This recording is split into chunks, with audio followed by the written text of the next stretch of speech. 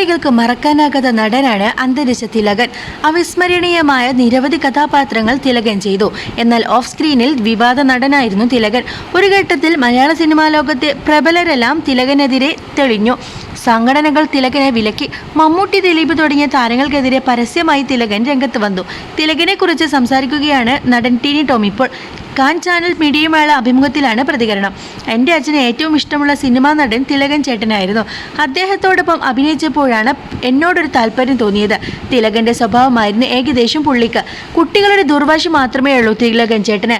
പുള്ളിയെ ഇരുത്തി സംസാരിച്ചാൽ പ്രശ്നമില്ല, തോന്നുന്നതെല്ലാം വിളിച്ചു പറയല്ലേ എന്ന് ഞാൻ പറഞ്ഞിരുന്നു. പറയേണ്ടല്ലേ, വേണ്ട എന്ന് അദ്ദേഹം മറുപടി നൽകി. ചോറ് കഴിക്കുമ്പോൾ അധികം ചോറ് കഴിക്കേണ്ട, ഷുഗർ വരും എന്ന് എന്നോട് പറഞ്ഞു. പുള്ളി അതിനേക്കാൾ കഴിക്കുന്നുണ്ട്. ചേട്ടൻ കഴിക്കുന്നുണ്ടല്ലോ എന്ന് ഞാൻ ചോദിച്ചു. ഞാൻ തോന്നിവാസിയല്ലേ, എനിക്കെന്തും ആകാമെന്ന് പുള്ളി. ഭയങ്കര രസികനാണ് അദ്ദേഹം, പക്ഷേ ഉള്ളിലൊന്നും വെക്കില്ല. എനിക്ക് മമ്മൂട്ടിയേക്കാളും ഇഷ്ടം ദുൽഖറിനെയാണ് എന്നൊക്കെ പറയാൻ ഒരു പേടിയുമില്ല. ജീവിതത്തിൽ അഭിനയിക്കാത്ത മനുഷ്യനാണ്. ആരെങ്കിലും പേടിക്കുകയോ ചൊൽപ്പടിക്ക് നിൽക്കുകയോ ഇല്ല. ഒരു ദിവസം ബീച്ചിൽ ഷൂട്ട് ചെയ്യുമ്പോൾ എൻ്റെ കണ്ണ് മറയുന്നത് പോലെ തോന്നുന്നുണ്ടെന്ന് അദ്ദേഹം പറഞ്ഞു. ഒന്നാമത് എന്തെങ്കിലും പറ്റിയാൽ സിനിമ നിൽക്കും, എൻ്റെ സ്വപ്നങ്ങൾ തകരും. ഞാൻ തിലകൻ ചേട്ടൻ്റെ കൈ പിടിച്ചു. കൈ വിടടാ എന്ന് അദ്ദേഹം. പുള്ളിക്കോര് അങ്ങനെ ഒരു സഹായം ആവശ്യമേ ഇല്ല. പിറ്റേന്ന് കണ്ടപ്പോൾ പേടിച്ചു പോയോ എന്ന് ചോദിച്ചു. ഒരുപാട് തെറ്റിദ്ധരിക്കപ്പെട്ട നടനാണ് തിലകനെന്നും ടിനി ടോം പറയുന്നു. തിലകൻ തന്നോട് പറഞ്ഞ സംഭവവും ടിനി ടോം പങ്കുവച്ചു. ദുബായിൽ ടോയ്ലറ്റിൽ മൂത്രമൊഴിക്കുമ്പോൾ മമ്മൂക്ക വന്നു. മോൻ്റെ കല്യാണമാണ്, വരണമെന്ന് പറഞ്ഞു. ദുൽഖർ എന്നെ വിളിച്ചു, അതുകൊണ്ട് വരാമെന്ന് തിലകൻ ചേട്ടൻ പറഞ്ഞു.